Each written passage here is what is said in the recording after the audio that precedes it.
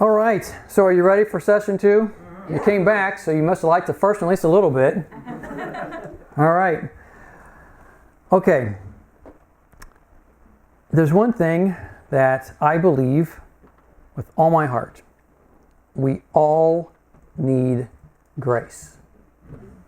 We all need mercy. But how often do we want to give it? You see, we all know we need it, but when it's time to give it to somebody, are you willing to do so? If they mess up against you, well, give them some mercy. No! How many times have you messed up against somebody, you wanted mercy? But when it comes time to give it, well, that's a different story. Okay, so that's what we're talking about today. Romans chapter 12, verse 3. For by the grace given me, I say to every one of you, do not think of yourself more highly than you ought, but rather think of yourself with sober judgment, in accordance with the measure of faith God has given you. Tonight's title is simply 7 Ducks in a Muddy River. Well, let's pray. Father, we praise you and we exalt you. And again, we are so thankful to be here together with your people on your day. Father, this is such a great group of people. I'm thankful to be here with them. And I'm thankful, Father, that they allowed me to come. So, Father, I ask right now that you will minister through me in a powerful way. Speak to every one of our hearts. Let us set the cares of the past, cares of the future, things of the past, things of the future, Father. We can get so consumed with what's going on or what has happened or what's going to happen and miss the here and now of what you have for us. So help us, Father, to set everything to the side, to just take it completely out of our mind. And yes, some of us have some big things on our minds right now. But Father, help us right now. We need to set that stuff to the side and just focus this time on you and your word and what your Holy Spirit wants to speak to our hearts today. And that's what we pray, Father, that you will speak to our hearts. And more importantly, or I should say just as importantly, Father, that we obey what we hear. In Yeshua's holy name. And everyone agree by saying, Amen. Amen. Do not think of yourself more highly than you ought. You may very well be higher than someone else. You may be very well more educated than someone else. You may have more talent than someone else. But don't think of yourself in that light. Are you with me? Yeah. You see, you can have a nicer home, a nicer car, you can have a nicer this, you can a better college that you went to. The enemy works real good at tweaking into our little lives. Oh, he went to that college. Or he didn't even go to college. That's me. Okay? Do not think of yourself more highly than you ought. Okay, now, that all being considered, please consider this. Romans 12:16. Live in harmony with one another. Do not be proud, but be willing to associate with people of low position. Do not be conceited. Also, consider 1 Peter 4:1. Therefore, since Christ suffered in his body, arm yourselves also with the same attitude, because he who has suffered in his body is done with sin. Now it says here, look at the verse, arm yourselves also with the same attitude. What attitude is that? That of a servant.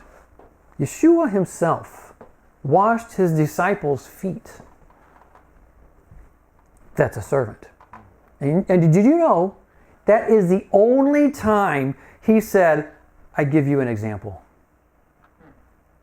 The only time. Do as I do. Right here. Serve. That's the only time he said that. Now, next. This is a picture I took at Scott Air Force Base. My dad, I grew up around airplanes. My dad actually made these airplanes, F-18s and F-15s. And he used to work at McDonnell Douglas, which was bought out by Boeing, and they carried on stuff. But I was basically, because of that, anything airplane, I was into it. My dad built airplanes, I'm going to be into it, And so I knew all about them. I mean, I can tell you what the horsepower and the torque was in the engines, and you name it, all that kind of horsepower, but the torque that they have for their engines. And you get the AVAB Harrier, the airplane that actually hovers straight up and then takes off. I knew all about those things. I studied them. I loved them. So I could tell you about planes. And I remember once hearing about attitude. And it was simply said that your altitude in life is determined by your attitude in life.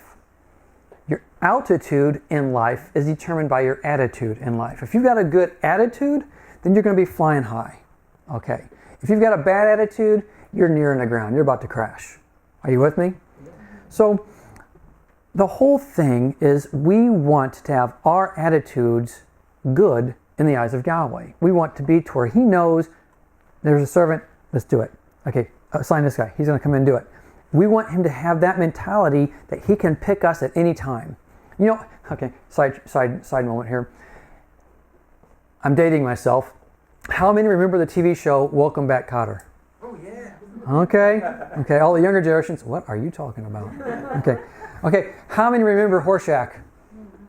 What did he always do? Oh! Mr. Kotter? Mr. Kotter, right. Arnold Horseshack. Oh, Arnold Horseshack. Whenever the teacher, I forget the teacher's name, Horseshack, Mr. Kotter, duh. Okay, he would ask the question to the class, and immediately, it's almost all the time, Horseshack would go, oh. Okay, that's what Yahweh wants in us. That if He says, who shall I send? Oh, send me, type thing. Okay, that's what He wants. A good attitude to go off and do it. Now, consider James 4:10. Humble yourselves before the Lord, and He will lift you up. Now look at that verse. Focus on this for a few seconds here. Humble yourselves before the Lord, and He will lift you up. Well, what's the opposite of that? If you exalt yourself, He will humble you. He will find a way to humble you. Trust me, it will happen. Luke 4:11. For everyone who exalts himself will be humbled, and he who humbles himself will be exalted. Doesn't get much simpler than that, does it? I mean, it's right there in front of us. What is the opposite of humility? It's pride. Pride. We don't deserve a thing. If you're taking notes, that's a big thing to write down. Because we may say it, but all too often I think we can forget it. We don't deserve a thing. We are just servants. We are just muddling our way through the best that we can and pursuing what we believe is right. Okay? Our interpretations, you name it, all the different calendars that are out there, how do you say the name, all these different views. We're all doing our best. Okay? We all have so much to learn still. And like I said, if there's, I am still learning so much. And I don't know about you, but I'll read something in the scriptures, I'm going, what? Have you ever been there before? You read something and you're just like, I don't get it. Okay. I scratch my head. Look how many times I scratch my head. I let you know. I mean, all too often, I tell you, I have more questions than you do. Okay, so it's all about being willing to admit we don't have the answers. Okay, and wanting to seek them out. Now, who do we think we are at times? Because a lot of times, let's face the facts, we think we have the answers, and maybe not all the answers, but on this topic, I got it down. Name a topic. I bet some of you are out there thinking, well, I don't know about that, but if I bring a topic up, oh yeah, let's talk about that. Okay, I'll show you where you're wrong, Steve. Come over here. Okay? And we do that. We don't think we're doing that, but we want to show people what we know. Okay? Maybe not all the time, but we're apt to do that. And sometimes we're almost like thinking, hey, look what I know. I'll stop there. Moses, who spoke with Yahweh. Now think about this. Moses, who spoke with Yahweh, wrote the law, divided the Red Sea, okay, didn't enter the promised land because of one mistake. Let that sink in for just a minute. He spoke with Yahweh. Split the Red Sea. Okay, Yahweh commanded it, do this, do that. Did it? He didn't enter the promised land. One mistake. One mistake. Oh, in goodness. I mean, think about this. Who do we think we are? Now, consider this regarding Moses. I love this. Numbers 12:3. Now Moses was a very humble man, more humble than anyone else on the face of the earth. You remember reading that before? Yeah. Okay, I got a funny, I'm gonna bring this out because I think this is funny. I believe this verse, but who wrote this verse? Oh, by the way, Moses was the most humble guy. That is kind of ironic. I don't know. Okay. All right. Anyway. You made 2 mistakes. He made 2 mistakes. Excuse me. That's funny. Okay. So now, here's the thing though. If we want to get closer to the Father, what should we do? Humble. Humble yourselves before Him. Okay. It's all about keeping ourself in perspective. This is not my notes, but you know, the scriptures say, work out your own salvation with fear and trembling. It doesn't say work out somebody else's salvation. Work out your salvation. They may be wrong. You're right. Who knows? But you worry about you. Okay. And another thing I like to say is, a lot of times people look at that verse, oh, work out your own salvation with fear and trembling. Oh, it's the fear and trembling part I think people are forgetting. Okay. Because a lot of times people want to work out their salvation in pride and arrogance. Well, let me show you. Oh, here, let me help you out over here. You know what I'm saying? It's work out your own salvation, fear, trembling. All right? Make sense? Satan was all about pride. Consider. Isaiah 14:13. You said in your heart, I will ascend to heaven. I will raise my throne above the stars of God. I will sit enthroned on the mount of assembly, on the utmost heights of the sacred mountain. I will ascend above the tops of the clouds. I will make myself the Most High. I. It was all about him. Pride. It was pride. 5 times he said, I will. You know, Yeshua gave us an example, simply saying what? Thy will be done. The exact opposite. Enemy says, I will. Yeshua says, thy will. I think it's important to note. Now, when we lived in Costa Rica, like I said, we would go to the beach. Actually, this happened when you saw those in the previous lesson earlier today, the pictures of seeing the children surfing. Well, it was on that trip where I kind of made a fool of myself in a rather large way. And what I did, I had a truck, and I was trying to push our cooler farther back into the truck. Well, it was a small truck, and I remember somehow, some way, my foot was just barely on the bumper, and I'm trying to do this, and then as I'm coming back, for some reason, the foot fell off.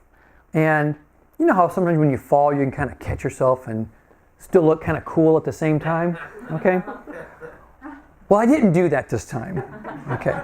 In fact, you know when something happens and it's like a million things can run through your mind in just a split second. Okay.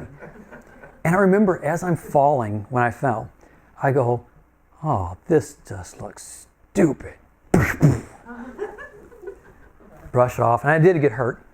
But then my friend, I looked around to see if anybody watched it, saw it, of course, like we all would do. Well, no one saw it, minus my friend. And he walks over and he says to me these words. He said, so tell me, do you feel as stupid as you looked? Just like that. I go, yeah. There's just no fun looking stupid. Okay. Now, the thing is, what I like to share a story here about an individual who had what I call an eye problem. Okay? It's all about focusing on the eye of life. Next, 2 Kings 5:1. Now Naaman was a commander of the army of the king of Aram. He was a great man in the sight of his master and highly regarded, because through him Yahweh had given victory to Aram. He was a valiant soldier. Note that. He was a valiant soldier, but he had leprosy. We all know the story. Real quick overview. Guy has leprosy. He's got a Hebrew servant. Hebrew servant says, hey, look, you know what? I know this prophet over here can probably heal you if you'll go over there. So Naaman goes to his king, says, hey, look, you know what? I found out about this prophet. I can go ahead and get you healed. King says, great, I'll write you a letter. We'll send you a bunch of gold, silver, clothes. Go get that taken care of. Okay, it's in long story shorter. He goes to the king of Israel, and he gets this letter saying, hey, heal my servant. The king rips his clothes and says, I can't do this. What I am, God? And then Elijah hears about it. Elijah says, look, just send him over my way. Okay, so here, I just filled you in like a couple chapters there, okay? Now, verse 9. So Naaman went with his horses and chariots and stopped at the door of Elisha's house. Okay, I think I said Elijah. It was Elisha, apologies. Verse 10. Elijah sent a messenger to him to say to him, go, wash yourself 7 times in the Jordan, and your flesh will be restored, and you will be cleansed. Okay, now think about this for a second. Here's Naaman. He makes this long journey to Israel. He's probably got a train. Okay, he's got all this gold clothes. He's making this big to-do. I'm coming to you guys, all right? And then, so he gets to Elijah's place, and what happens? Oh yeah, just go wash yourself in the river and you'll be clean. He gets ticked, right? Let's go to the next verse. But Naaman went away angry and said, I thought that he would surely come out to me and stand and call on the name of Yahweh his God, wave his hand over the spot and cure me of my leprosy. I thought for sure he doesn't. I did all this. He should come out and do this big to-do. I'm Naaman. Doesn't he know who I am? All about him. So you can see the frustration where he would have had. Verse 12. Are not Abana and Pharpar, the rivers of Damascus, better than any of the waters in Israel? Couldn't I wash in them and be cleansed? So he turned and went off in a rage. Why? Because it didn't happen the way he wanted it to happen. It was all about him. All about what he wanted. He's this special guy. And granted, yes, he's this great, valiant warrior. He's done all these mighty things. Blah, blah, blah, blah. We all I've done this. Well, I've done that. What have you done? I've done this too. We can be guilty of that. Okay? And here he is doing that same thing. He wanted the prophet to make a big scene. He wanted it to be all about him. Again, I call it he had an eye problem. Now, next, Naaman's servant went to him and said, my father, if the prophet had told you to go and do some great thing, would you not have done it? How much more then? When he tells you, wash and be cleansed. It's almost as if the servant's slapping the dude in the face and hello, a little bit of common sense here. Next, so he went down and dipped himself in the Jordan 7 times, as the man of God had told him, and his flesh was restored and became clean like that of a young boy. Now that's cool. I mean, we're not just talking restore, we're talking restored. We're talking beyond what you even had. Now, to me, I truly believe that nothing happened to his leprosy, wherever it was at. Nothing happened to it until the second he came out of the water the 7th time. I don't think first time, it's looking a little better. Okay, doing nothing. Oh, it's even getting better.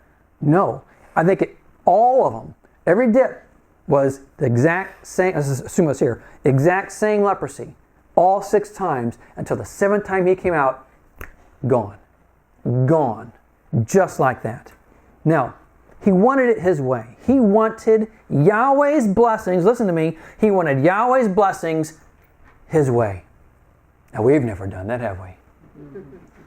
You know what I have found? We are real good at telling Yahweh how to plan our future. Are we? If you can just do this, and then that'll happen, and then this can happen, and then that can happen, then I'll be a happy boy.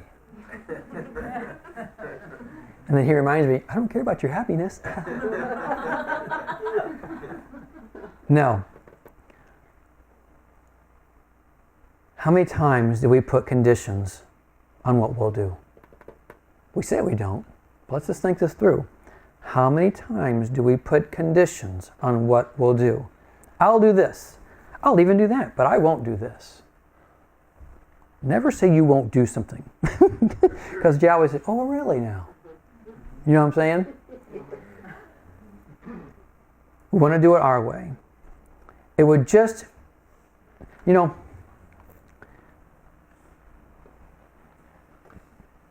of it this way. Naaman wanted to do what? Surely there's other rivers, other bodies of water I can go to. If it's just about dipping 7 times, I'll do that. Let me do it over here. No, do it here. So he had to go where he didn't want to go. Had to go to a muddy water. Get a little dirty. Getting a little dirty. What's that going to hurt him? Not. He wasn't getting it his way. Pride, listen to me. Pride is a strong force and can keep us from seeing the obvious. I think that servant, when he said, dude, just go and wash. If he told you to go conquer this or go conquer that, would you not have gone and done it to get yourself clean? Just go and do it. Sometimes you need someone who is outside of the ballpark to smack you upside the head and say, dude, run. Okay? You hit the ball, so run. You're here, now run. Sometimes we need somebody to do that for us. Next, verse 23 of 15. I love this. For rebellion is like the sin of divination, and arrogance like the evil of idolatry. Because you have, this is talking to Saul from Samuel, because you have rejected the word of Yahweh, he has rejected you as king. These are big words. In the eyes of the Father, rebellion is the same thing as divination. Please let that sink in. I don't want to go too fast on this. I want you to get this. It's the same thing in the eyes of Yahweh as divination. You're either going to do what he says or it's rebellion. Now think of this. He likens rebellion to divination. Okay, let's say Yahweh says to me, Steve, I want you to do this, this, and this. Oh, Yahweh, I'm not good at this. And I can't do this, okay? Because, I'm really sorry. I just can't do it. It's not I don't have that kind of thing. It's not me. I'm sorry. Now, I was being very nice, cordial, considerate to the Father. I just can't do it, okay? Did I do what he asked? No. So what's that doing? I'm rebelling. So me being kind, all this thing to saying to the Father, I just don't feel comfortable with the Father, I'm really sorry. Okay? Is the exact same thing as a person over here with a little witch with her ball conjuring up spirits. To you and I? No way. Yes. In the eyes of the Father, rebellion is the same thing as witchcraft. Whew, it's quiet in here. Rebellion. And rebellion doesn't have to be with a raised fist. Rebellion can be, I just don't think I can do it. I'm sorry. You say no, you rebel. Period. End of line. Drop the mic. That's it. That's rebellion. You can have the greatest attitude you want. Doesn't matter. If you're not doing what he asks you, that's rebellion. Are you with me? Who knows when the first time Yahweh's anger is ever mentioned in the Bible? Yahweh's anger is first mentioned in the Bible when Moses said no. It wasn't when Adam and Eve sinned. It wasn't at the Tower of Babel. His anger is first noted when someone says no to his face. Rebellion. That's the first time. So I'm glad you said it, because it made me think that's exactly what I was going to say. That's so funny. Now, if you haven't, read this story regarding Samuel and this whole situation here with King Saul, I would encourage you to do it, because there's a lot here. I just think about this whole story about Samuel. This is when he was commanded to go and kill all. Not just the army, all the animals too. That was the command. And then when Samuel comes, Okay? He sees all these animals. And then Saul's going, dude, yeah, we killed them all. We conquered. We did this. But, and then now we see these two for fellowship offerings and whatever, blah, blah, blah, sacrifices. And Samuel's going, dude, no. Let's continue reading here, because this is, I don't want to go too far. I got some notes I don't want to go over here. Let's go to the next verse. Verse 13. When Samuel reached him, Yahweh bless you. I have carried out Yahweh's instructions. Now, did he? No. In his eyes, mindset, what he wanted, how he wanted to do it, yes. And then he said, verse 14, says, but Samuel said, what then is this bleating of sheep in my ears? What is this lowing of cattle that I hear? So he's doing it. He did it the way he wanted it, how he wanted it. Verse 15, Saul answered, the soldiers brought them from the Amalekites. They spared the best of the sheep and cattle to sacrifice to Yahweh your God. But we totally destroyed the rest. Oh, we did all that. Oh, we did this, but we're saving this. Okay, so as he's saying this, watch the next verse. Stop, Samuel said. Exclamation point. I think he yelled that at the top of his voice. He probably even just like anger and put his both hands up. I can just stop because you didn't follow. You didn't follow. I could just see the anger in Samuel. He said it to Saul. Then he says, let me tell you what Yahweh said to me last night. Tell me, Saul replied. Samuel said, although you were once small in your own eyes, did you not become the head of the tribes of Israel? Yahweh anointed you king over Israel. Meaning what? You were humble at one time. You may have stood above everybody, but you felt a head below everybody. You had a humble heart. You started out good. Next verse. Verse 22. But Samuel replied, does Yahweh delight in burnt offerings and sacrifices as much as in obeying the voice of Yahweh? To obey is better than sacrifice, and to heed is better than the fat of rams. And this is where you get that verse. We all know that verse. But now we see the context. Here he is, Saul saying, we saved all these, what? For sacrifices. Even though Yahweh said, destroy them all. And here we get, now we know the context, to obey is better than sacrifice. You know, how often do we try to point others to look at what we did for the Father when He's looking at what we didn't do? Are you with me? Because Saul, oh look, we conquered. Oh, we killed these guys. We did great. And many people who didn't know the command can say, oh, King Saul did this. Hallelujah, this is awesome. And oh, we got all these things to do this. We can sacrifice now. When the command went to him, kill it all. Nothing remains. See, only us as individuals know what the Father's telling us to do. So we can look like we're obeying, but we know when we're not. Are you with me? Verse 23. For rebellion is like the sin of divination. Here we go. And arrogance like the evil of idolatry. Because you have rejected the word of Yahweh, He has rejected you as king. I just can't underscore this enough. For rebellion is like the sin of divination. I don't feel we understand the gravity of what this means. Are you with me? What I'm trying to say? And you know, the interesting thing about this story, what do we find later on King Saul does? He goes to the witch of Endor and does what? He tries to raise Samuel. Yeah. And now we look at that story. Oh, how can the king do such an evil thing? When Yahweh's saying, He's already done it. It's the same thing. We look at this a little bit of rebellion because we just can't do it. It's not that bad of a thing. He looks at that the exact same way as going to a witch trying to raise the dead. The exact same thing. I just think it's ironic that, you know, here he is saying it's the same thing over here, and all of a sudden he ends up doing the same thing in this other side of the spectrum. At the same time, you know, I just think we're all guilty. At least I am. When we read things in the scriptures, and we go what? How can they be so silly?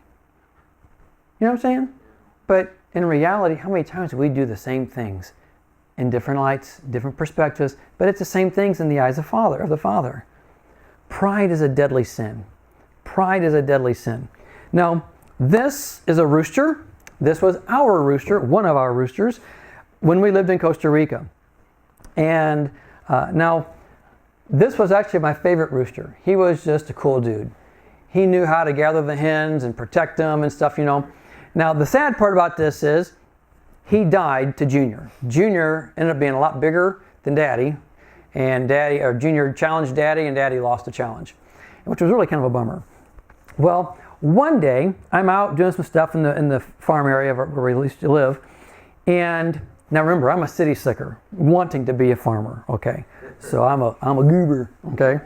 And so I'm out there and I'm doing some stuff around the chickens, and I'm inside the chicken pen doing stuff. Well, next thing you know, I'm hearing this like this, you know? And I'm looking over, it's the rooster. I'm going, what's he doing? He's like he's tap dancing, you know? I just kind of brushed it off, no big deal, you know? City slicker, right? And so I kind of, you know, get out of here, you know? So I start doing my stuff. All of a sudden he comes back a couple minutes later. And then it dawned on me. He's challenging me. I go, oh no, you did not just do that to me. So I picked up a stick and I chased him for 3 minutes flat. I wasn't even going to let him think he could ever do that to me again. I was out of breath like crazy, by the way. But I was running. I did not want him to get away from me, and I hit him as much as I could, you know. And you don't do that to me. Homie, don't play that. Let me show you what's going to happen to you. And so I just couldn't believe it, you know. And so and that night I was telling a friend about it, and he goes, "Oh, Steve," he goes, "that's nothing." I go, "What?" He goes, "Oh, I had a rooster one time. I was out doing some stuff, and he attacked me. He drew blood on my ankle, bad." I go, "What?" He goes, "Oh yeah." He goes, "I grabbed him just like that." I go, "Really?" I go, "What'd you?" He goes, "I invited him for dinner that night." He said, "That's right. I took a 15-minute break from all my chores. Best 15-minute break I ever took. I cleaned him up good." And they had him for dinner that night. You know, the thing is, pride can keep us from doing that which the Father desires in us. And we try to challenge Him. We don't think we're challenging Him. But you're challenging. If He's telling you to do something and you're challenging and you say no, you're challenging His authority. I don't like to think of it that way. But that's what we do. When we say no, we're almost, even if it's a nice, polite, kind way, or however you want to do it, you're snubbing your nose at the Father and saying, no, I'm challenging your authority. That's what it is. Now, Naaman wouldn't take 7 ducks in a muddy river, all because of pride. Pride can keep us from so many blessings. Please listen to this. Pride can keep us from so many blessings. But even though obedience does bring blessings, you know, we are not to make it our focus. Obedience brings blessings. I grant it. But don't let that be your focus either. Because if all we're doing is focusing on the blessings, that's wrong, folks. Are you with me? We don't obey so we can be blessed. We obey to show our love back to Him. Make sense? We obey to show Him we love Him. Blessings are just a byproduct of obedience. It should not be our focus of our obedience. So the question would be then, what is your focus? Is your focus on blessings or on loving Him back? Do you focus on obeying for blessings, or do you focus on obeying because He truly loves you and He wants you to love Him back? You know, we serve Him because He's worthy. We serve Him because He's holy. We serve Him because He is who He is. We love Him because He first loved us. Why do you serve Him? Why? Does the Father want to bless us? Absolutely. I'll tell you right now, He longs to bless His people. I'll say it again. He longs to bless His people. For me, If I tell my children to do something, they better do it. If I have to repeat even once, there's an issue. I should not have to say it twice. Okay? Because you heard me the first time, why should I have to say it again? All right? And now I give grace, don't get me wrong. But, and I'm not a counter. 1, 2, and I'm not opposed to the counting. I know a lot of people who do that. I got several friends who do that. As long, let's say if the magic number is 5 or whatever, and you get to it and they're still not doing it, then there better be a hand coming close around that. Okay? Because if you get to 5 and then you say, 5.5, you just taught them that 5 means nothing. Okay. So the thing is, I think we need to realize the Father, He's telling us to do something we should obey. Now, He, as I mentioned earlier, and I mean this with all my heart, I think He longs to bless us. I look at my children, and to the day right now, like, I don't even have to tell them to do things. They know something to do, they just do it. Like trash, I don't have to say it all the time. And maybe every once in a while, But time and time again, I'll see them, they just, I'll get this, I'll do that. Because why? They've just gotten used to it. And you know what makes me want to do? I just want to bust your kid over here. Because they're doing it, because why? They love Dad. They do. And I'm so excited, and it's so funny. I was telling Jason the other night, I've gotten to the point where me and Levi's 11 now, and he's a big 11, okay? We start wrestling every night before bed. And when I go in to pray with all of our children, he's always the last one. And the second I walk in his room, he jumps out of bed. He goes, okay, let's go. And that's when we wrestle, And it's so funny because Angie says, you're going to get him all worked up. I'm going, no, I'm going to wear him out, And actually he wears me out. But it's so much fun. And it's a relationship that is ever growing.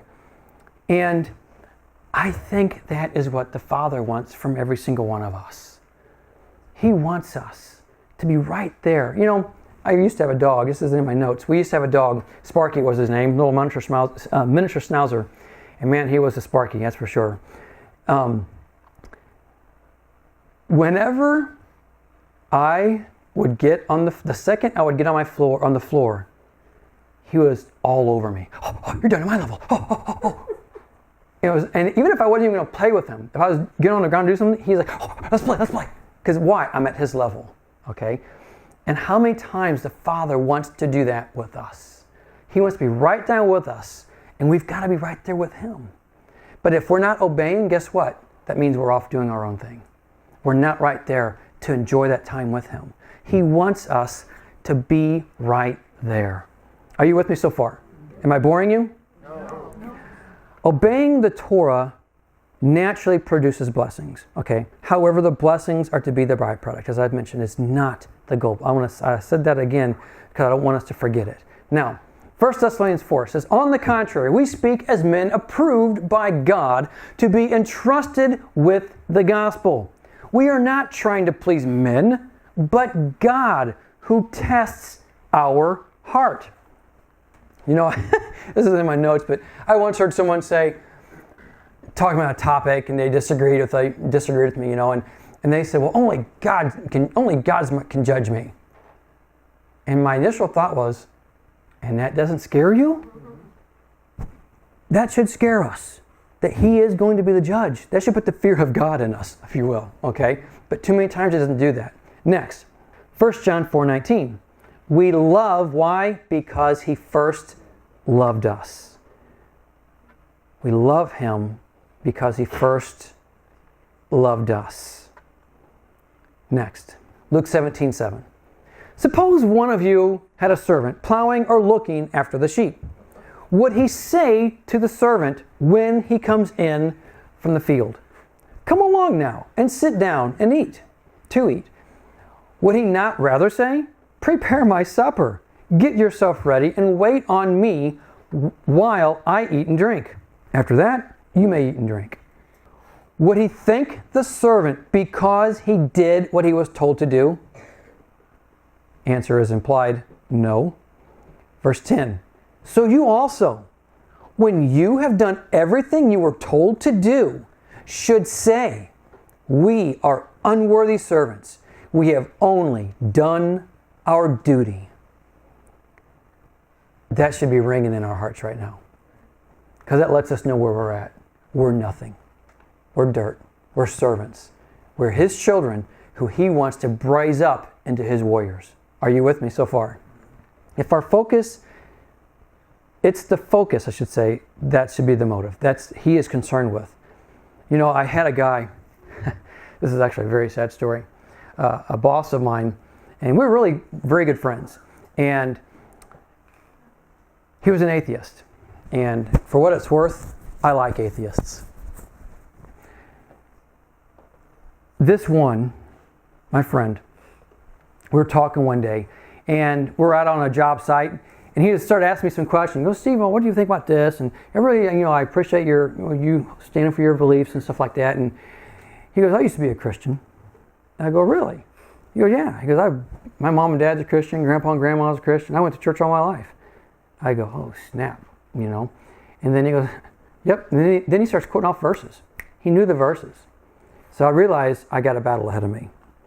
And he said, "But I don't believe him." I go, "What happened?" He says, "When I was a kid, we had their Sunday schools and VBS and all that kind of stuff." He goes, "I won every single award, all those little ribbons and stuff and whatever." He goes, "I did it all the time because it was nothing for me." He goes, "You know why?"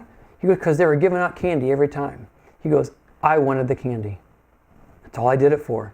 I wanted the candy." And I realized, what's our motive?